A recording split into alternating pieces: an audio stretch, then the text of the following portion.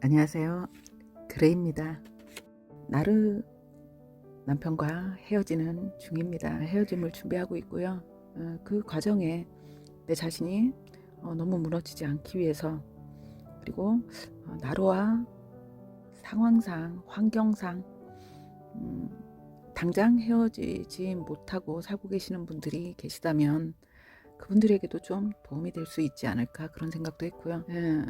저 같은 경우 코디펜던트로 길러줬고, 그 엄마의 소나기에서 벗어나기 위해 선택한 결혼이었고, 원 가족에게서 완전히 벗어나는 수단으로 선택한 결혼이다 보니 어떻게 생각하면 콩깍지가 씌었을 수도 있습니다. 탈출이라는 콩깍지가 제 눈에 씌어 있다 보니 남편의 나르 성향을 지나친 것도 있는 것 같아요. 돌이켜서 보면 이건 아니다라고 생각했을 땐 너무 엉켜 있어서 그 실타래를 풀고 있는 중입니다. 어쨌건 저도 살아야 하니까요. 그런데 그 헤어짐을 준비하는 동안 또 제가 너무 휘둘리거나 제 마음이 너무 무너지면 안 되기 때문에, 왜요? 저는 제 삶을 살아야 하지 않습니까? 그리고 이건요, 이 사람에게서만 나를 지키는 게 아니라 사실 우리가 인간관계를 하는 데 있어서도 중요한 것 같습니다. 이 얘기는요, 내가 내 나르시스트 성향의 남편과 살면서 나를 이렇게 단단하게 지킬 수 있다면요, 이제 세상에 그 어떤 나르시스트도 감히 내게 빨대를 꽂지 못하게 될 거라는 겁니다. 내게서 그 코디펜던트로서 가지고 있던 그 성향이 싹 없어질 수 있을 거라고 생각합니다. 이건 나를 위해서도, 그리고 앞으로 나와 인연이 되는, 이건 꼭 남녀 관계를 떠나서요, 모든 관계입니다. 인간관계에서 나와 함께 하는 사람들에게도 긍정적인 영향력을 줄 수 있는 거라고 생각하고요. 혹시 지금 그런 상황에 계시다면 함께 실천해 보시면 도움이 되실 거라고 생각합니다. 나르 성향의 남편에게서 제 자신을 지키기 위해 제가 실천하고 있는 세 번째 방법입니다. 내 삶에 집중해야 합니다. 내 자신에게 집중하는 거예요. 앞편의 영상들에서 말씀드렸듯이요, 상황이나 형편상 헤어지는 날까지 함께 사는 동안 나를 성장시키는 스킬이기도 합니다. 나를 성향의 배우자나 연인이 억울하게 만들거나 트집을 잡아도요, 울컥하거나 하는 그런 감정을 드러내지 않고 대화로 나의 억울함을 풀기 위한 노력을 한다거나 하는 이런 행위 자체를 포기해야 합니다. 그렇게 시간이 지나면요, 그들에게 작은 변화가 분명히 찾아옵니다.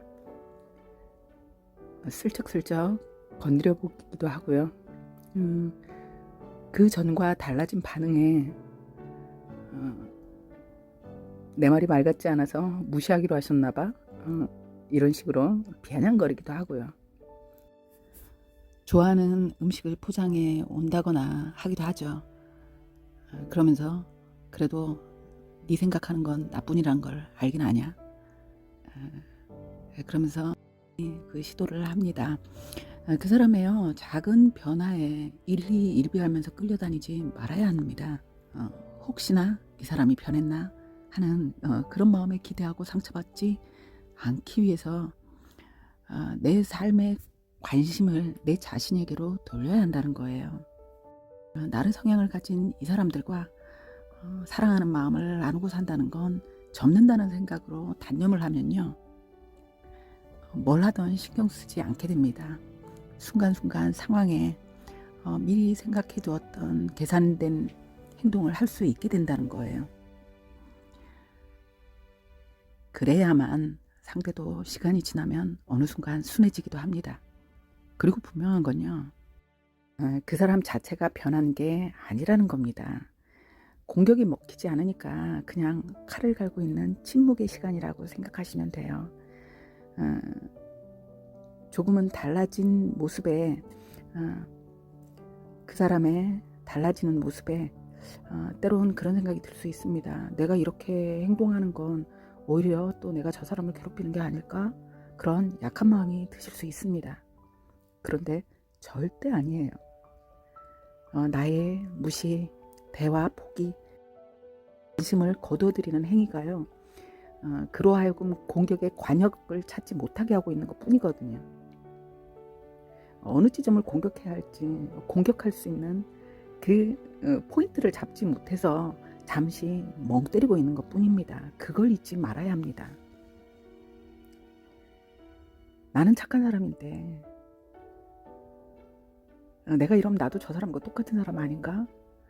이런 생각, 나는 착한 사람이라는 이 컨셉을 버려야 합니다.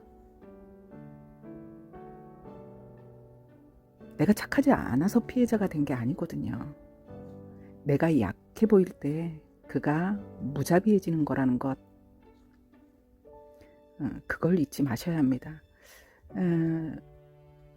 우리들의 이런 변화에 혼자 외로워하기도 하고 뭐 주눅 든 것처럼 그렇게 보여질 때 기세등등하게 나한테 함부로 하고 그럴 때와 비교했을 때 그 사람의 그런 모습이 마음이 아파올 수 있어요. 우린 다 너무 평범하고 여린 착한 사람들이기 때문입니다. 그런데요, 이 마음이 바로 독이 됩니다. 이 마음이 내 삶에 독이 되는 거예요. 혹시라도 그런 약해지려는 마음이 들 때는요, 그런 마음은 그냥 개나 줘버리세요. 아무 의미가 없습니다. 이들에게는. 나르시스트 성향의 사람과 산다는 건 내가 피해자가 되든지 아니면 나를 엄청나게 발전시킬 수도 있습니다. 엄마의 그늘, 원가족의 울타리를 벗어나지 못했던 걸요. 생각해보면 내 스스로는 인정하고 싶지 않기는 하지만요. 분명한 건 무의식 깊은 곳에서부터 홀로서기에 대한 두려움, 단절에 대한 두려움이 있었을 거예요. 그렇지만 결혼을 하면서 원가족과의 단절을 경험해보지 않았습니까? 그리고 원가족과 단절되고도 나는 살아남을 수 있는 거예요. 살 수 있다는 걸 알게 된 겁니다. 그러므로 해서 자립심이 생기죠.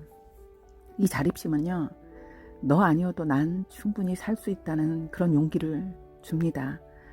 상황을 정리하면서 헤어지는 그날을 준비할 수 있게 해주는 거예요. 코디펜던트나 스케이프고트나 에코이스트에게는요, 기본적으로 인내심이 있습니다. 과한 인내심.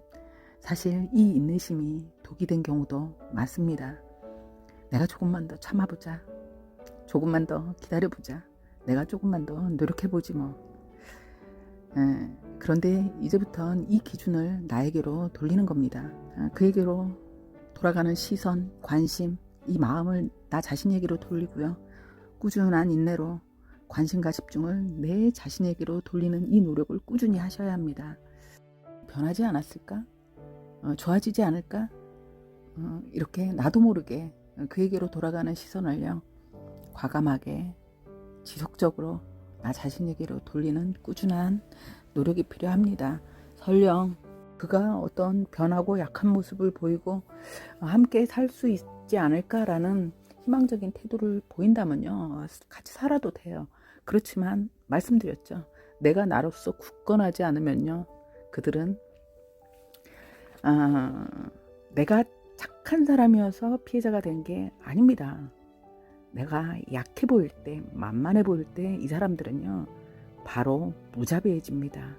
그래서 늘 이 약해지려는 이 마음이 바로 내 삶의 독이라는 생각.